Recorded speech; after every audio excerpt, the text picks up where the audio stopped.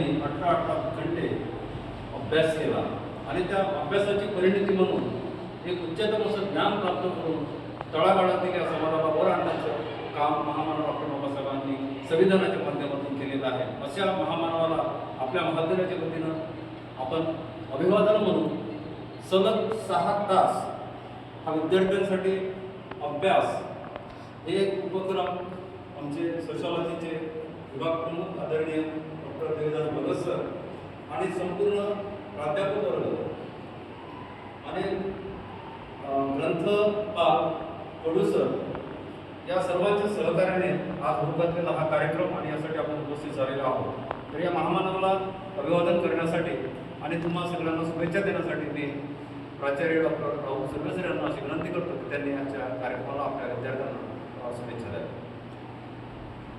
सर्वप्रथम भारतरत्न डॉक्टर बाबासाहेब आंबेडकर यांच्या पवित्र स्मृतीस विनम्र अभिवादन करतो. खरं तर कुठल्याही महामानवाचं आपल्याला ज्या गोष्टी अंगीकाराच्या आहेत ते अंगीकारत असताना त्यांचे विचार आपल्यापर्यंत पोचले पाहिजेत. यासाठी ह्या अभिनव उपक्रमाची कल्पना सोशॉलॉजी विभागाचे विभाग प्रमुख ज्येष्ठ प्राध्यापक महाविद्यालयाचे डॉक्टर भगत सर यांनी माझ्याकडे मांडली. आणि कल्पना काय होती तर सर आपण सलग रीडिंग किंवा वाचन करावं आणि ती भावना विद्यार्थ्यांच्या मध्ये वाढावी हा त्याच्यामागचा दृष्टिकोन होता.